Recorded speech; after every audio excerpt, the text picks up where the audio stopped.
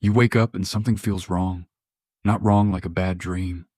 Wrong like you were built for a world that no longer exists. You scroll through your phone, eat food wrapped in plastic, sit under fluorescent light, and somewhere deep in your chest, something aches. Not sadness exactly, more like homesickness, but for a place you have never been.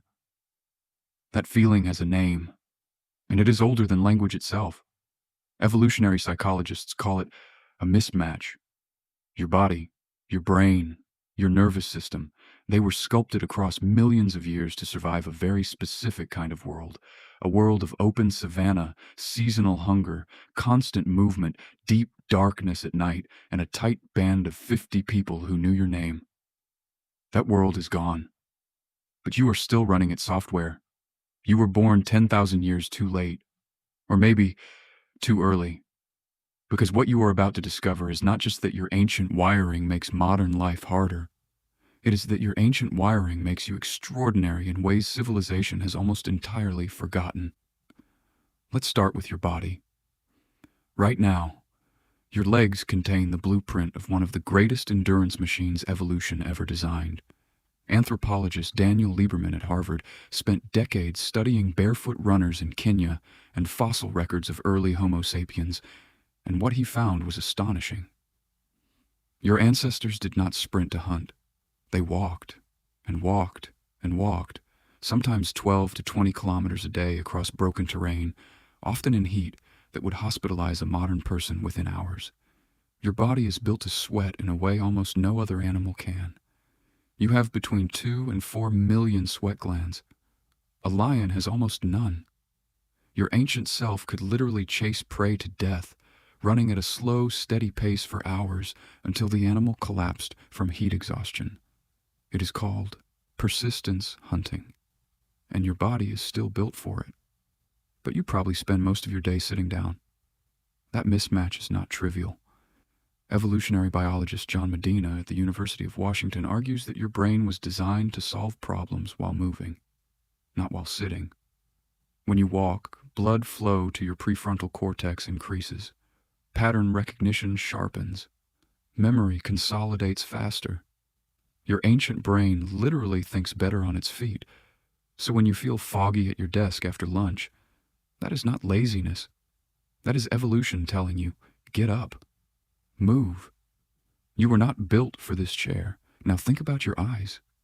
Your peripheral vision is absurdly good. Suspiciously good for someone who just needs to watch Netflix. But your ancestors needed to detect movement in grass 80 meters away. A shape that did not quite fit the pattern of the landscape. A ripple. A shadow. A predator. Psychologist Arne Oman at the Karolinska Institute ran a series of experiments where he flashed images of snakes, spiders, flowers, and mushrooms at people for just 8 milliseconds, too fast for conscious recognition, and measured their fear response. Snakes and spiders triggered the stress response automatically. Flowers did not. Your brain has been detecting threats faster than thought for at least 300,000 years. That is why you flinch at a stick on the ground that looks like a snake. That is why a creak in the house at 3 a.m. sends your heart rate to 140 instantly. That is not anxiety. That is a system working. A system that kept your bloodline alive long enough to produce you. But here's where it gets strange. You were not just a lone creature dodging predators. You were deeply, intensely social. Anthropologist Robin Dunbar at Oxford proposed what is now called Dunbar's number. The idea that the human brain can comfortably maintain about 150 stable relationships. No more. Because that is the size of the group your brain evolved to track. Your ancient band knew each other completely. Who was trustworthy? Who lied? Who was grieving? Who was dangerous? You were the social intelligence specialist of the animal kingdom. Your brain devoted enormous processing power, about 20% of your entire resting metabolism, just to managing relationships, reading faces, remembering histories, predicting behavior.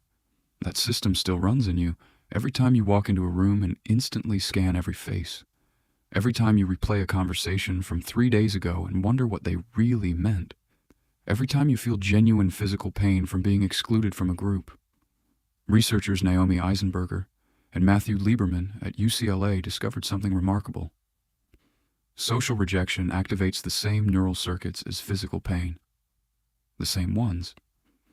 Your brain processes being left out of a group the same way it processes a broken bone, because 10,000 years ago, being left out of your group was a death sentence. You are not too sensitive. You are running ancient survival software in a world that has forgotten what it was for. And then there's the hunger. Your ancient self lived in a world of feast and famine. You might eat almost nothing for 3 days. Then a hunt succeeded, and you ate enormous quantities of fat and protein in a single sitting. Your body learned, across hundreds of thousands of years, to store every available calorie as fat, because tomorrow was never guaranteed. That system still operates in you. Every time you eat something sweet, and your brain floods with dopamine. Every time you eat past fullness, because some part of your nervous system cannot trust that food will be there tomorrow. Every time you feel genuine distress when a diet removes something your body has been told to crave for millennia. You are not weak. You are not failing at willpower.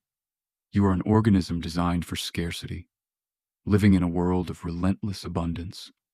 But here is the counterintuitive part, the part that changes everything.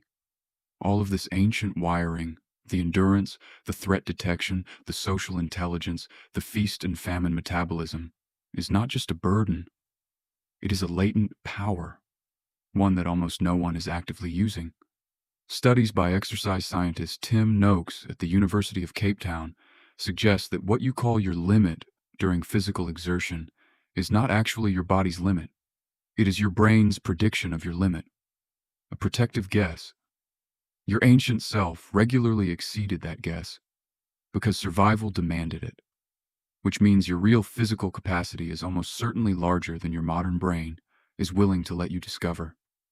Your threat detection system, miserable at distinguishing real danger from email notifications, is extraordinary at reading people. Your gut feelings about whether someone is trustworthy are not irrational. They are the product of 300,000 years of social pattern recognition operating below conscious thought. Research by psychologist Nalini Ambady showed that people can make surprisingly accurate character assessments from just a few seconds of exposure, what she called thin slices of behavior. Your ancient read on a person in the first 10 seconds is often more accurate than your reasoned analysis. And your social pain? Your intense need for belonging that modern culture sometimes tells you to silence. That is not weakness. That is the engine of human civilization. Every cathedral, every scientific breakthrough, every movement for justice in human history was built by people who felt that ache and turned it into collaboration. You are not broken. You are mistimed. You carry inside you a complete survival toolkit designed for a world that no longer exists in its original form. A world of movement and darkness and deep belonging and earned rest. And the strange gift of the 21st century is that you get to choose which parts of that ancient toolkit to reactivate. You can run, not because your life depends on it, but because your brain was wired to think more clearly when you do. You can seek genuine belonging. Not 4,000 followers, but 15 people who actually know you. You can eat real food, sleep in real darkness, feel your body move through real space. Because here's what no algorithm, no productivity app, no optimization culture will ever tell you. You were not born too late. You were born exactly on time. Into a world that desperately needs someone who still remembers, somewhere in their bones, what it felt like to be fully alive. Tonight, when something aches and you cannot name it, you will know. That is not a malfunction.